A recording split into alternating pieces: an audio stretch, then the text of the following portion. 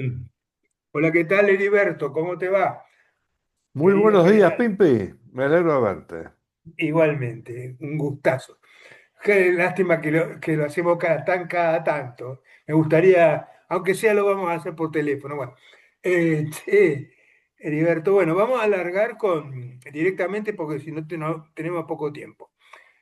¿Qué querés hablar? ¿Continuamos con el proceso o querés especificar en algo especial? A ver.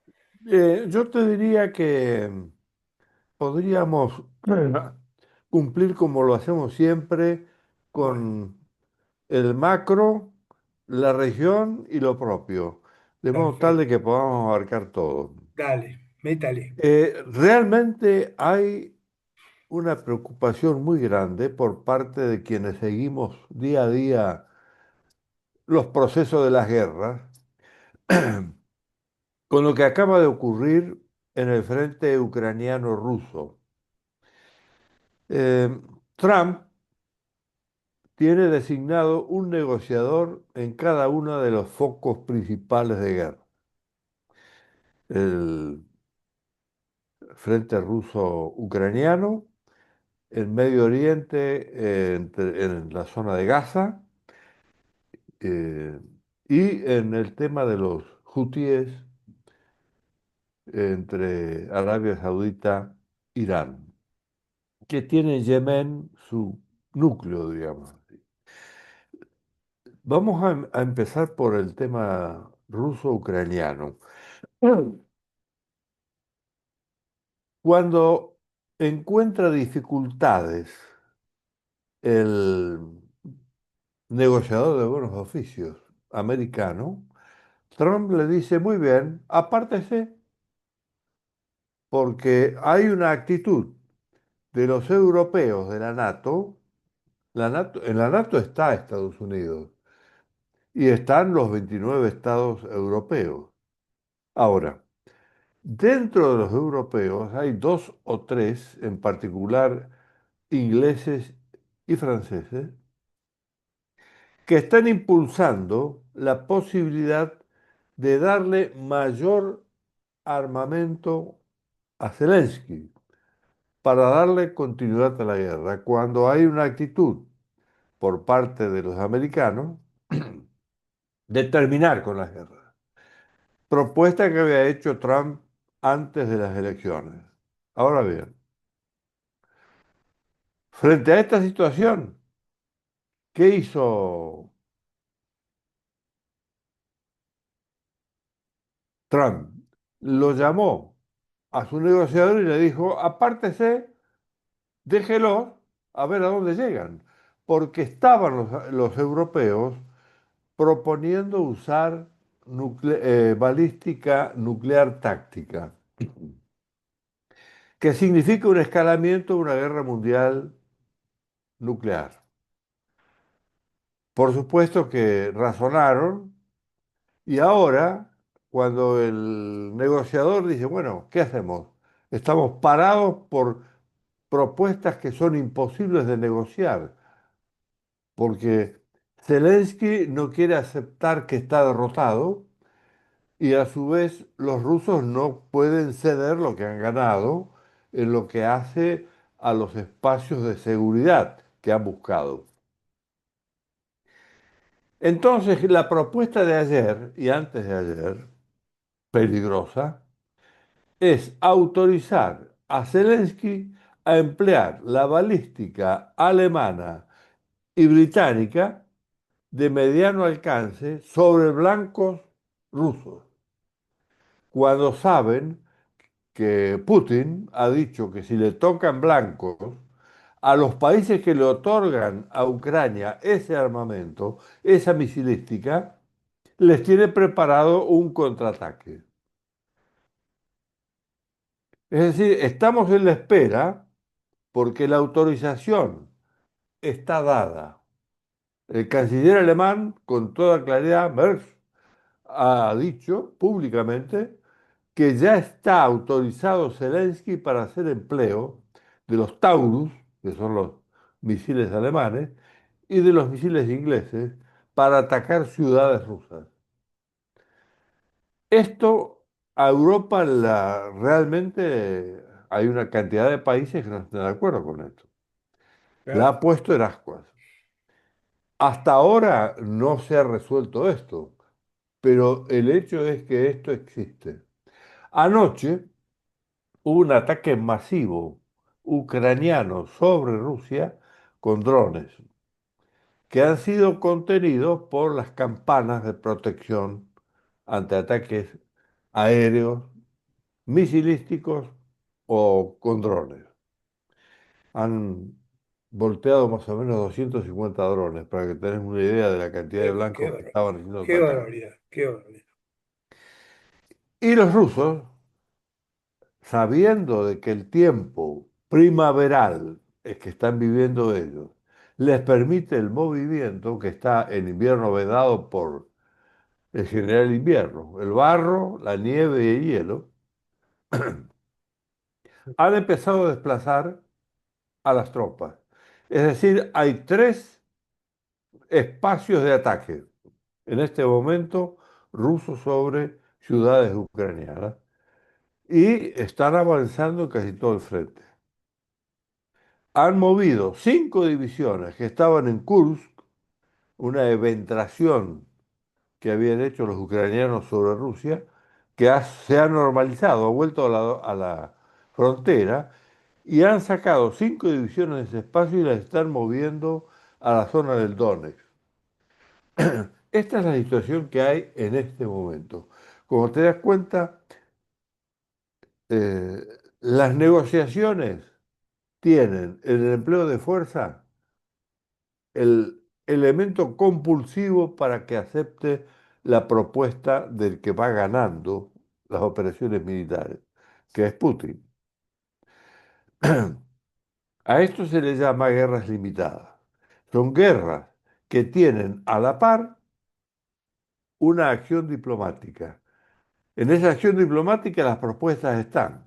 Prácticamente tendrían que resolverse si vuelve Trump a autorizar a su negociador a que esté presente para que se presenten las dos propuestas nuevas, que no sabemos todavía cuáles son.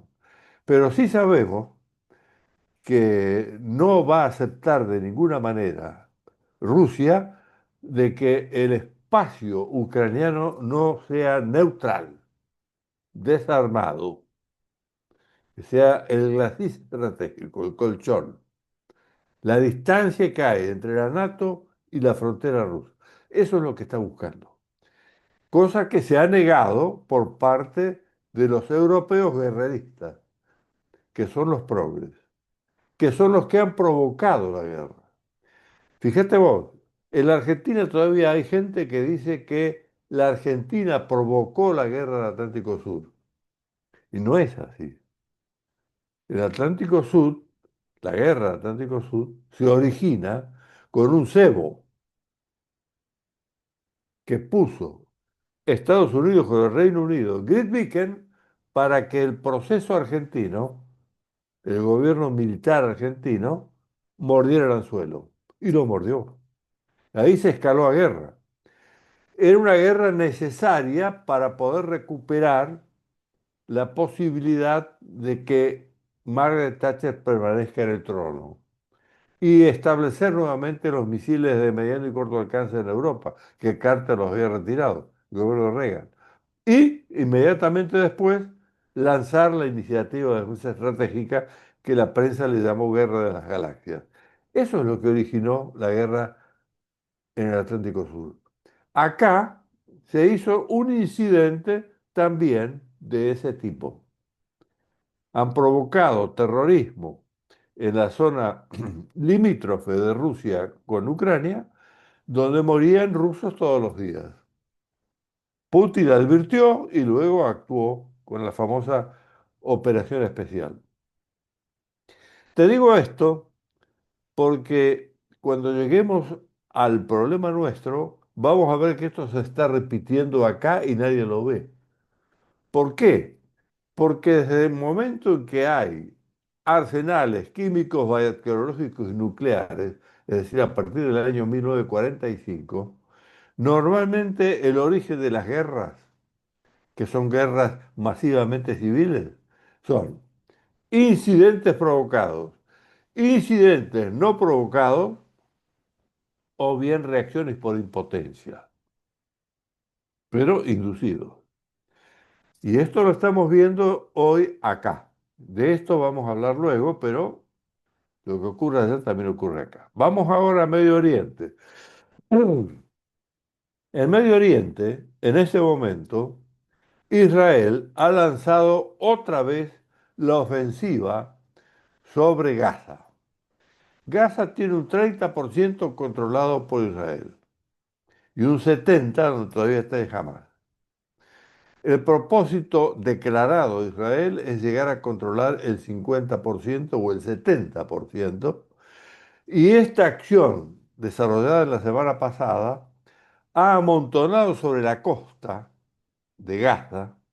Gaza tiene una zona costera que vive de la pesca, de la caza y de lo que se puede sembrar, y más allá está el desierto, el de Negev y el desierto de Sinaí. La población que ha sido desplazada está contra la costa, son 2 millones de personas. Y ahí no hay que comer. Si no le dan, no le traen comida, esta gente muere de inanición. Y ya es lo que está ocurriendo. Los elementos de Naciones Unidas que hacen auxilio y de la Cruz Roja están pidiendo, por favor, ingresar con los convoyes que llevan comida. Y han ingresado, pero el 10% de lo que está en espera. Es decir, que ahí hay un problema humanitario grave que va a pesar sobre el gobierno de Israel. Y va a pesar en las definiciones de una guerra donde jamás, es decir, Irán, no está aflojando, mientras tiene abierta una negociación para la limitación de armas nucleares en Irán con Estados Unidos. Nuevamente vemos acá pruebas de fuerza juntamente con la negociación abierta.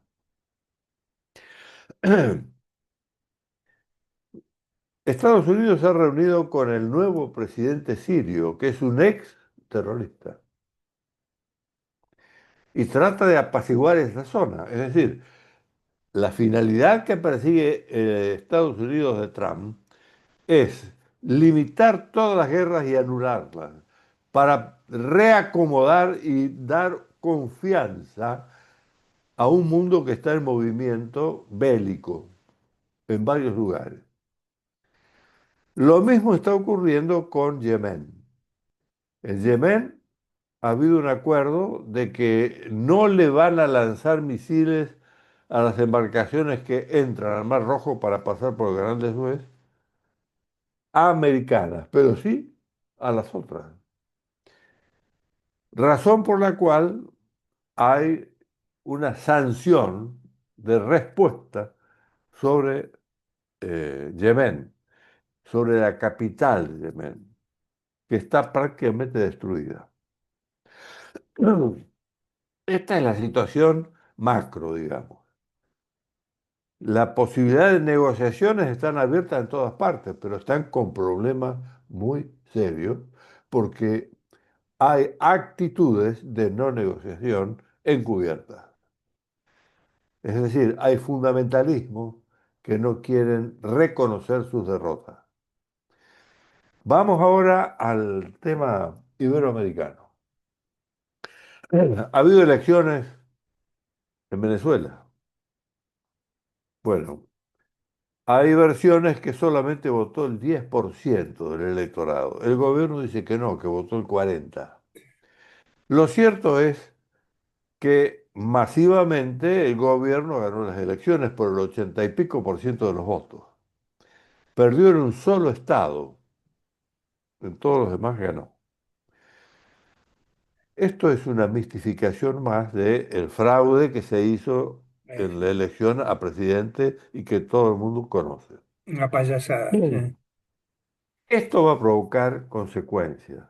Indudablemente va a haber consecuencias bastante serias. ¿Por qué? Porque acá hay una intención de tomar el petróleo de Guyana, el Esequibo. Rusia y China son acreedores significativos dentro de Venezuela. 60.000 millones los chinos y 12.000 millones los rusos, que se le van a tener que cobrar con petróleo y gas. Por eso están ahí. Y por eso tienen fuerzas ahí. Pero también están los iraníes.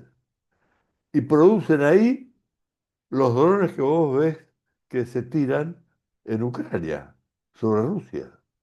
Es decir, hay acá un cruzamiento de intereses enorme. Vamos al lado, Colombia. En Colombia la situación política es delicada. Petro tiene a la población en contra. Por supuesto, tiene grupos que lo favorecen. Los grupos de izquierda, de extrema izquierda, lo favorecen. ¿Qué ha hecho? Ha tomado la televisión y le ordenó públicamente, con todos los ministros al lado, no actuar a las Fuerzas Armadas ni a las policías, llamando a los propios, a los partidarios del gobierno, a una crisis huelguística generalizada. No sabemos en qué termina,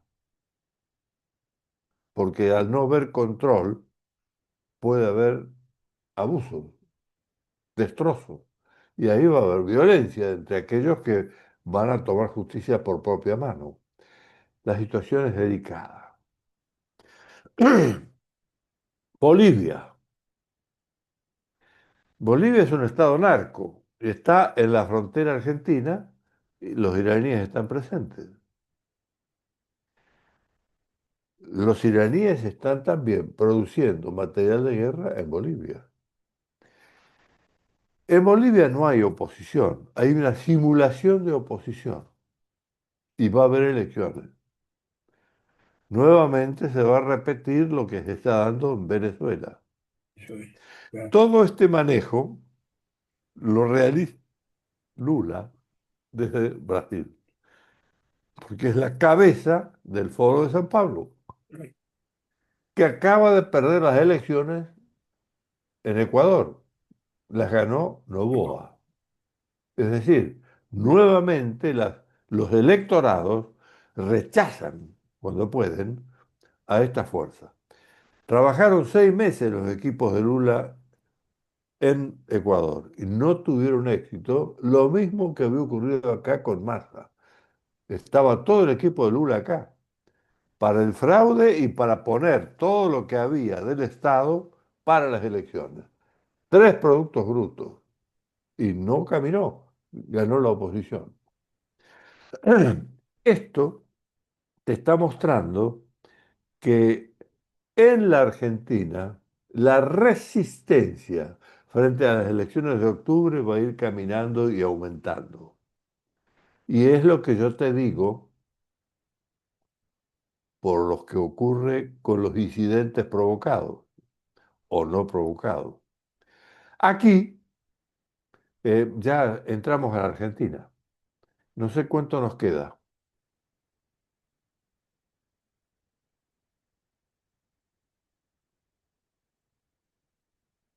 No te estoy oyendo, ¿eh? Está silenciado. No me había muteado. No, tenemos más de 10 minutos, así que tenés Bueno, tiempo. perfecto.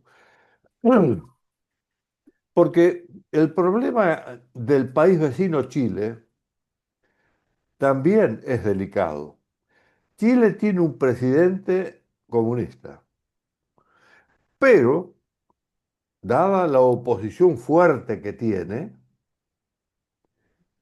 con el tema venezolano no ha reconocido a Maduro en las elecciones presidenciales, lo cual le costó una visita de Lula a Santiago para convencerlo y no lo logró.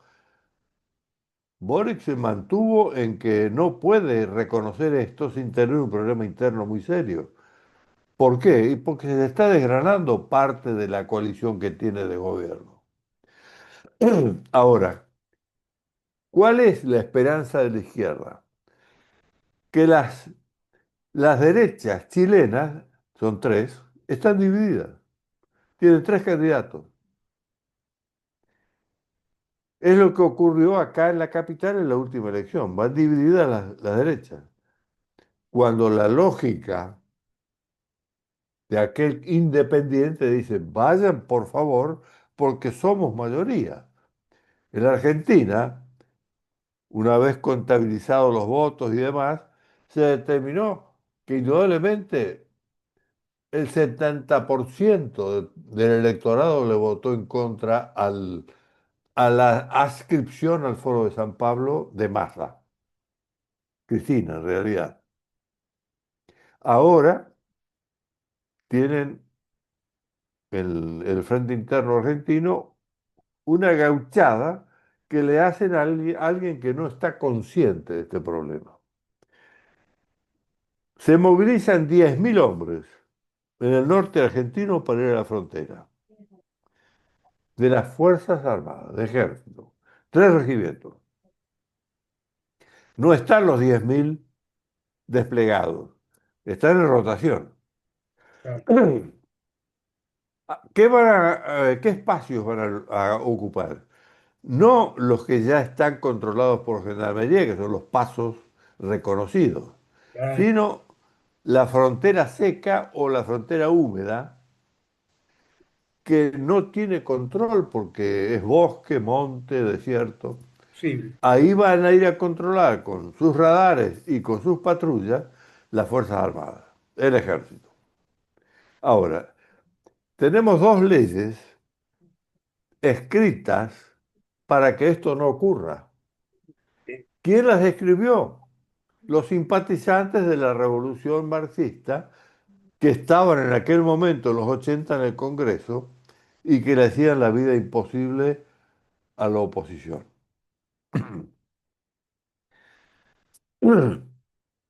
¿Dónde está la clave de esa legislación perversa? En no llamar a la seguridad pública por su nombre. Le llaman seguridad interior. Si vos tenés una seguridad interior, es porque hay una exterior. A esa mandaron a las Fuerzas Armadas. Todo lo que ocurre en el interior no es de las Fuerzas Armadas, solamente la exterior. Y Garré, exterrorista, ministra de Defensa, jefe de las Fuerzas Armadas, le, ha- le, le, bueno, desarrolla a la ley a través de su reglamentación, no me salía la palabra, de su reglamentación, reglamenta la ley de defensa 15 años después de que la ley salió. Y dice, por las dudas, las Fuerzas Armadas pueden actuar solamente contra otras Fuerzas Armadas. Bueno, esto fue reiteradamente sacado y puesto de nuevo porque sabemos que a pesar de que en el periodo Macri se dijo nunca más volverán, volvieron. ¿Por qué? Porque había topos en el gobierno y limitaron a ese gobierno de tal manera que el electorado volvió a votar a los otros, a los orcos, porque había topos. claro, Aparece entonces un outsider, dice, yo a los topos no los quiero y a los orcos tampoco. Y los nombra con apellido y nombre y les dice, ustedes son comunistas, conmigo no. Y por eso le dice a Macri, yo no voy con ustedes, porque ustedes tienen metido dentro y duermen con el enemigo. Bueno, ahora, ahora, ese enemigo está presente en los tres poderes. Tiene mayoría en las cámaras. ¿Por qué? Porque elegimos legisladores en primera vuelta y en primera vuelta ganó Massa. Luego claro, elegimos presidente en la segunda vuelta, que tiene que legislar con lo que elegimos en primera vuelta. claro, claro, Estos señores legisladores le hacen lo imposible al gobierno para que pueda sacar las leyes. Le niegan todo. Por primera vez, por ejemplo, echan abajo DNU. Nunca habían hecho eso. Ahora lo hacen. Y esto, este proceso está, digamos, pervirtiendo al legislativo. Al poder que no se lo elige, el poder judicial, no lo elegimos desde el electorado, lo elegimos indirectamente a través del gobierno que elegimos, que nombra a los jueces y fiscales. Tiene un partido político interno y todavía no ha sido extirpado. El 50% de los jueces y fiscales pertenecen a Justicia Legítima, que es un partido político revolucionario dentro del Poder Judicial, lo cual quita la posibilidad de inversiones por falta de confianza en el país, porque tiene ese tipo de sistema judicial. Y en el Poder Ejecutivo todavía hay elementos de segundo, tercer nivel, cuarto nivel, que obstaculizan el funcionamiento del Poder Ejecutivo. Y, por otra parte, están los organismos, los ONG de derechos humanos que manejan la política de derechos humanos. ¿Por qué? Porque el Nuremberg criollo, el Nuremberg verdadero después de la Segunda Guerra Mundial, duró 10 meses. Dictó 12 sentencias. Acá lleva 40 años. Hay 900 muertos en prisión que no tuvieron sentencia. Y hay 2.800 cuestionados jurídicamente de las Fuerzas Armadas que ahora mandan a la frontera a combatir con el narcoterrorismo eventual, que es el apoyo de la revolución. Quiere decir que los que van a luchar contra el narcoterrorismo, fuente y aliado de la revolución remanente, tienen a su vez en la espalda a los que combatieron en la primera etapa del 70 prisioneros. Acá hay una cantidad de cosas que se contradicen, que no pueden continuar, no son lógicas, están fuera de toda lógica. Por eso es que en el último trabajo que te mandé de nuestro instituto, nosotros, Fantástico, entre paréntesis, maravilloso. Dale. bueno, nosotros decimos o tiempo o costumbre. Es una expresión de Cicerón, o tempora o mores, ¿no es cierto? En las catilinarias, ¿quién era Catilina? Era un senador corrupto que a pesar de tener una sentencia estaba todavía ocupando un lugar en el Senado. Lo mismo está ocurriendo acá con candidatos y políticos que jefes de partido son, teniendo causas abiertas de cualquier característica y de un nivel escandaloso, porque el robo que ha hecho esta mujer en la Argentina no tiene parangón en ningún lugar del mundo, en el nivel de dinero que les tomaron al Estado. Se pretende sacar una ley para que no haya en los partidos candidatos corruptos y criminales. Y ese legislativo penetrado niega la posibilidad de sacar esa ley. Ahora, tener que sacar por ley de que no debemos tener representantes del pueblo criminales, te está dando una pauta de cuál es el nivel al que llegamos. Era el nivel que veía Cicerón en el Senado romano corrupto en la decadencia de Roma. Y eso está pasando acá. Ahora, el señor Horacio Berbisky es un especialista en explotar errores de los gobiernos.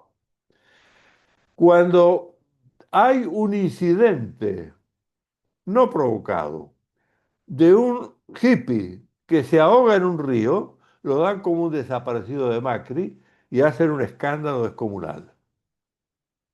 Acá, al desplazar tropas a la frontera, vas a ver que va a aparecer un desaparecido de Milei. Y va a aparecer una acusación sobre oficiales, suboficiales y tropas de que han estaqueado y han torturado a civiles. Porque cuando empezaron a tratar el tema, dijeron, las Fuerzas Armadas no pueden atacar a los civiles y las mandaban a atacar a los narcoterroristas, no a los civiles. Es decir, el uso de las palabras, como siempre, confunde. Y en la confusión gana el que maneja la maniobra. Por eso te digo que en este momento hay que estar en guardia. Sabemos que el gobierno tiene mayoría. No hay explicación por las cuales fueron divididos en la capital. Tuvieron a un punto de perder. No era una elección de un ejecutivo, era una elección legislativa. La sumatoria de lo que sacó la oposición es mucho mayor que la que tuvo la revolución. Yo no le llamo populistas, ni peronistas, ni kirchneristas. Le llamo la revolución, para entender que acá hay un conflicto heredado y que lleva 70 años y que nunca se fueron y que siempre tienen un apoyo externo. Ese apoyo externo lo conduce el Foro de San Pablo. El Foro de San Pablo tiene un jefe que es Lula. Fíjate vos cómo es la importancia de este foro, que estos lo rescatan de la cárcel a través de un juez de la corte, lo llevan nuevamente a la presidencia y lo llevan al manejo nuevamente del foro. El foro de- Ahora tiene un problema inflacionario creciente, tiene una desvalorización de la moneda creciente, tiene una oposición creciente. Cuando les va mal, van a la violencia. Y van a este tipo de recursos, de crear incidentes para provocar cuestiones que después agrandan con la prensa a favor, que es mucho, es muy, muy numerosa. Cuando decís que esto continúa, yo cuando hablas, digo, esto es igual a hace años cuando hablábamos de comunistas y de idiotas útiles, que ahora la palabra Eh, idiotas útiles se desapareció un poco, pero que eran comunistas concretamente e idiotas útiles. Hoy ¿Sabes están, dale, sabes lo que pasa, Pimpi? Cambian de vestuario, de ropita. se adaptan a cada circunstancia. Era lo que decía Darwin cuando estudió las especies. Dijo, las especies que van a preservarse no son las más fuertes ni las más inteligentes, son las que se adaptan a su tiempo. Al medio, claro. Esto es claro, el medio es la circunstancia. Claro. Y la circunstancia es política, es estrategia sociales, económicas. Es decir, vivimos una circunstancia compleja. Esa circunstancia cambia porque la civilización en la cual vivimos tiene un ritmo enloquecido de cambio. Y te das cuenta por los medios. Te compras un teléfono y al poco tiempo te dicen, "Ah, ya es viejo, hay otro ahora". Por Dios. Bueno, Contámela a mí pasa que lo me mismo, vuelve loco, dale. pasa lo mismo con el auto. Y no, ahora quiero un híbrido. ¿Eh? Sí, sí, claro. ¿Por qué? No paga impuestos, gasta menos. Bueno, estos cambios son de civilización. Y los pícaros que nos atacan, no atacan a la civilización, atacan a la cultura, que es el sostén de la civilización. Es el ser tuyo y mío, nuestra cultura, los valores. Por eso está atacada la familia. Me lo sacaste de la boca. Bueno, por eso se ataca la religión. Y por eso la religión está dividida, porque la han atacado y han logrado meter cuyas dentro del episcopado, Eh, dividido. Te digo esto porque mientras estamos comentando todo esto que sucede en el ámbito estratégico, en Roma hay otro papa y todos los ojos están puestos en las decisiones que va tomando día a día. ¿Por qué? Porque es esencial que los católicos logren cerrar la grieta que tienen en la iglesia. De lo contrario, la grieta social no se cierra. Por eso, yo trato todos los días de explicar a aquellos partidarios del actual gobierno que hay dos caminos para ganar el futuro y para tratar con los pares o los dispares, la concordia y la discordia. Si yo tomo el camino de la discordia, elijo el conflicto y en el conflicto está la revolución. Si tomo el camino de la concordia, tengo que encontrar la forma de darle forma a esa concordia. Si yo soy egoísta, me voy a la discordia. No le voy a dar lugar a nadie, primero yo. Es el egoísmo que lleva a la discordia. La razón política indica que hay que encontrar el camino de la paz. El ejemplo, General Roca. Paz y administración. Su opositor principal era Palacios, el resto. Él era amigo de Palacios. Y muchas de las propuestas de los socialistas las ejecutó él como conservador. Claro, La las ley, adoptó, claro. la ley social, la ley de educación, las hizo viniendo desde la oposición. Interpretó la unidad. Es la grandeza la que estaba en San Martín. Por eso no lo soportaban los hombres menores. El hombre grande es un hombre entero, es un hombre expansivo, es un hombre generoso. El hombre pequeño, y te vas a dar cuenta porque hablan del yo, yo, todo es egocentrismo. El egocentrismo lleva al egoísmo. Estamos en 1 minuto 30, nos falta. Pero Bueno, me resultó maravilloso. Siempre sigo aprendiendo con vos, querido. pero Este, yo aprovecho el minuto dale. para agradecerte a vos las posibilidades que me das, una vez por mes por lo menos, de Sí, charlar contigo y con esto llegar a la provincia de Buenos Aires, claro, porque vivís en una provincia que es el bastión revolucionario sí, y ustedes están en momento electoral. claro, Creo que tienen que estar movilizados los hombres que buscan un futuro argentino de grandeza.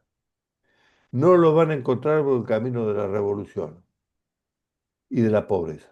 sin duda. La Argentina tiene abierta la posibilidad de la grandeza y de un desarrollo enorme. Ese desarrollo debe empezar por la recuperación de la identidad argentina. Si no la recuperamos, no hay posibilidad. Y ahí está el rol de la iglesia para que nos ayude. La iglesia se repara la grieta social y aparece la unidad de la sociedad en los fines políticos. ¿Iremos por caminos distintos? Sí, porque somos grupos sociales distintos, tenemos intereses distintos, pero si tenemos el fin común estamos unidos. Lo que divide es el medio, el fin une. Así que por eso te digo